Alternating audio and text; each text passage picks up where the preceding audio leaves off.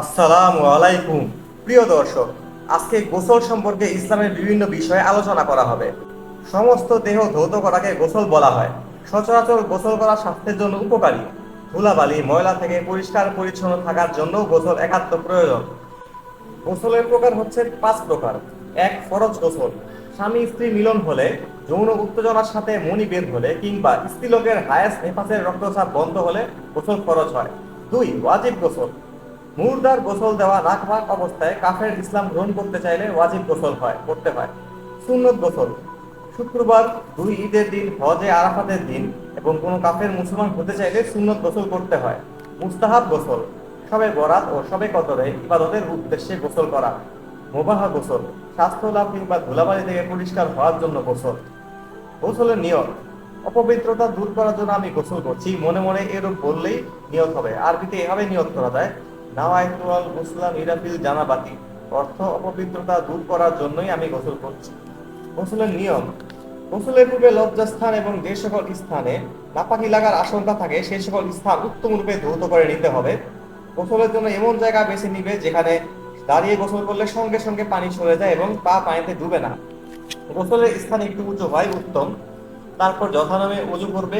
উজু করার সময় অবশ্যই গড়গাওয়ের সাথে কুলি করবে। নাকের ভিতর পানি দিয়ে উত্তম রূপে পরিষ্কার করবে এবং শরীরের প্রতিটি পশমের ও চুলের গোড়ায় যাতে পানি পৌঁছে সেদিকে লক্ষ্য রেখে সমস্ত শরীর ধৌত করতে হবে। গোসল শেষে পায়ের নিচে পানি জমলে অন্য স্থানে গিয়ে আর পানি না জমলে ওই স্থানে দাঁড়িয়ে পা ধৌত করবে। গোসলের ফরজ 3টি। এক, গড়গড়ার সাথে কুলি করে হুলকুম পর্যন্ত মুখের ভিতরাংশ সবটুকু ধৌত করা। 2, নাকের ভিতর পানি দ্বারা উত্তম রূপে পরিষ্কার করা। 3, সমস্ত শরীর উত্তম রূপে ঘষে ধৌত করা। গোসলের সুন্নত 6টি। 1, 3 বার গড়গড়া করা। 2, নাকের ভিতর 3 বার পানি পৌঁছানো। 3, প্রথমে লজ্জাস্থান ধুয়ে তারপর শরীর উত্তম রূপে মর্দন করা। 4, দুহাতের কবজি পর্যন্ত ধোয়া।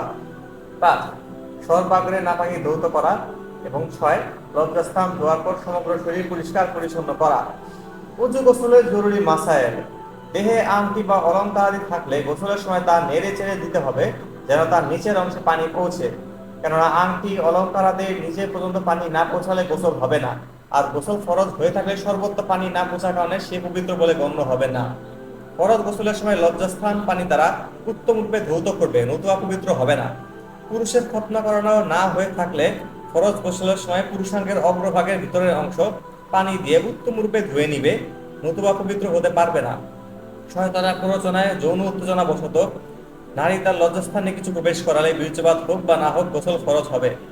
মহিলাদের বেনি বাঁধা চুল না খুলে গোড়ায় পানি পৌঁছে দিলেও গোসল শুদ্ধ হবে, কিন্তু বেনি বাঁধা না হলে সব চুল ভিজিয়ে গোসল করা ফরজ। দাঁতের ভিতর সুপারি বা অন্য কিছুর অংশ আটকে থাকা অবস্থায় ফরজ গোসল শুদ্ধ হবে না, কারণ উক্ত অংশের নিচে পানি পৌঁছতে পারেনি বলে ধরে নিতে হবে। ফরজ গোসলের নিয়ম। যে কাপড় পরে সহবাস করে কিংবা যে কাপড় পরা অবস্থায় সকল দোষ হয় সে কাপড় পরে গোসল না করে অন্য কাপড় পরে গোসল করা উত্তম। কাপড়ের অভাবে পরিহিত অবস্থায় যে কাপড়ে নাপাকি লেগেছে তা খুঁজে বের করে গোসলের পূর্বে ভালোভাবে ধুয়ে নিতে হবে। মহান আল্লাহ আমাদের ফরজ গোসল পরিপূর্ণভাবে আদায় করার তৌফিক দান করুক, আমিন।